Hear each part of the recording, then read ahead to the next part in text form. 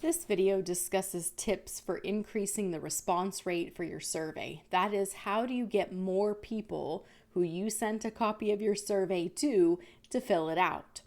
The reason you want a higher response rate, of course, is to save money, because if you are conducting interviews where someone is going door to door, each door they go to, even if they get rejected, is costing you time and you're paying that person to go to that location. If you are sending it out by mail, of course, you're paying postage for each of those, and that costs money.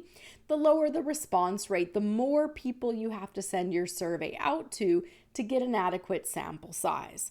And so we want to look at some methods for increasing the response rate. How do you get more people to fill out your survey?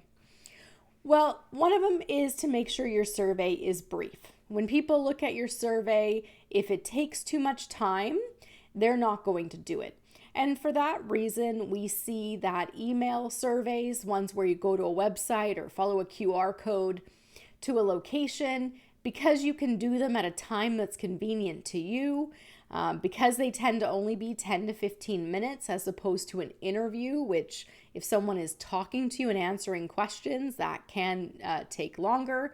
The shorter it is, the more likely people are to respond. And giving people the opportunity to complete it at a time convenient for them also helps increase the response rate.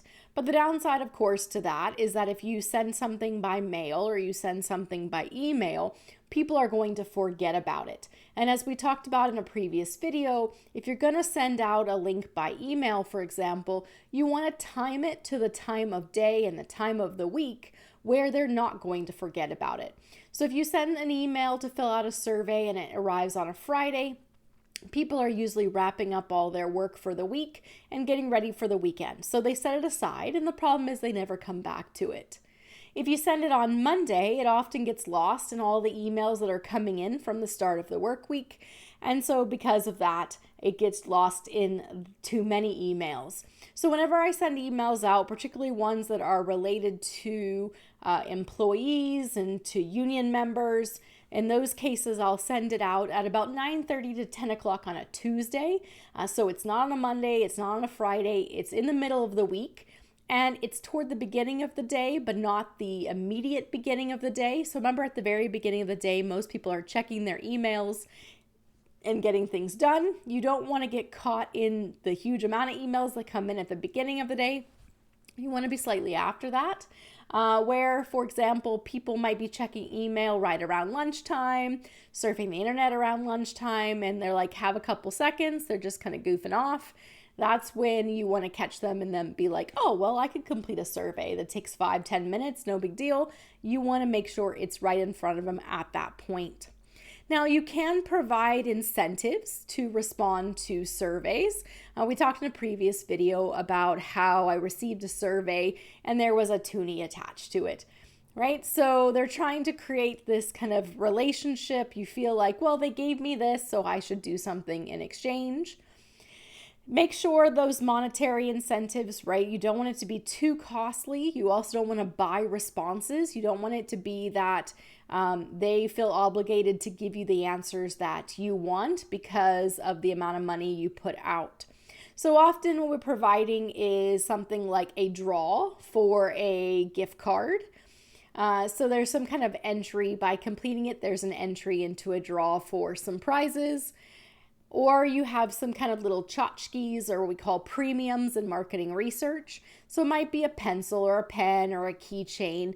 So if you're, for example, at a kiosk, at a stand, maybe you are doing those interviews that are those mall intercept interviews, then you might just have a little gifty thing, a little toy, something small, something relatively inexpensive that you're giving people simply for visiting your booth or interacting with your organization.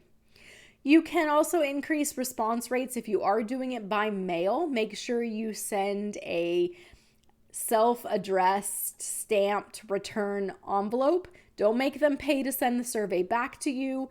Don't make them write where it goes. It's all ready to go. All they have to do is answer your questions, seal it, and then dump it in a mailbox. So if you want to increase the response rate for mail-based surveys, You need to have all of it ready and easily shipped back. The other thing is, we talked before when we talked about mail surveys, is that if you contact people ahead of time, so maybe you send out an email or you send out a phone call that said, hey, would you be interested in completing the survey? Or you drop off a flyer ahead of time that says we're going to be coming around to do interviews, we're going to send you a survey. Those types of things do get people more likely to respond to them.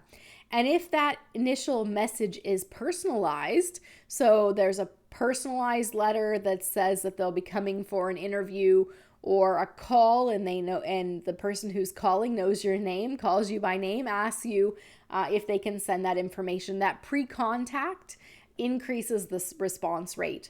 And if you pre-screen as well, so you can create a list of participants, people who are likely to respond in the future. That was the mail panel we talked about.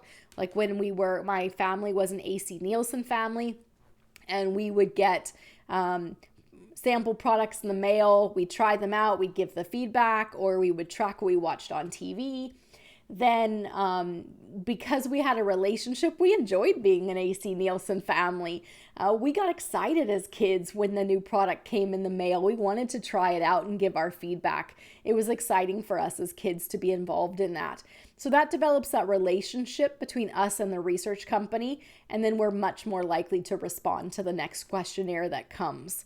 So creating that relationship is going to increase your response rates. And so if you can create this kind of list of participants, of people that you can survey in the future, so you have them pre-contacted, you have them pre-screened, so you know that they're relevant to what you're looking at, then they're more likely to respond in the future. The other thing we find is that if you're doing research that's affiliated with a university or a research institution, people are more likely to participate. So you're more likely to participate in a survey done by Statistics Canada or the University of Alberta than if it is by a for-profit organization, or even if a research company. They don't get as high of responses as ones that are connected with an academic institution.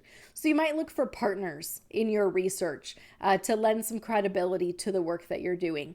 And then the other piece here is multiple contacts, multiple emails. So if I'm doing a survey that is in the form of, say, a Google form or SurveyMonkey, so it's an online one, I'll do a send out, as we said, about 9:30, 10 o'clock on a Tuesday. I'll wait a couple days, and then I'll send a reminder email.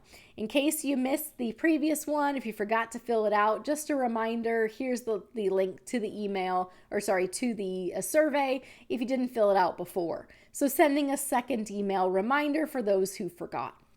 So we might leave a survey open for, say, 2 weeks, and we send the first notice on a Tuesday, and we send the second notice the Tuesday following that.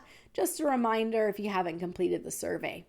If you're doing ones by physical mail, you might have multiple mailings. Again, one might tell you that the information's coming. One might actually send the survey, and then there might be a follow-up in terms of if you haven't gotten the survey back, where you're sending it out again.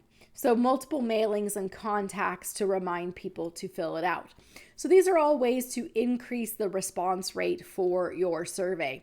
In our next video, we'll look at some things we need to consider specific to using online surveys. So when we're sending a link in an email, or we're having people go with a QR code to a website to fill out the survey, we'll look at some other things we need to consider in that special case.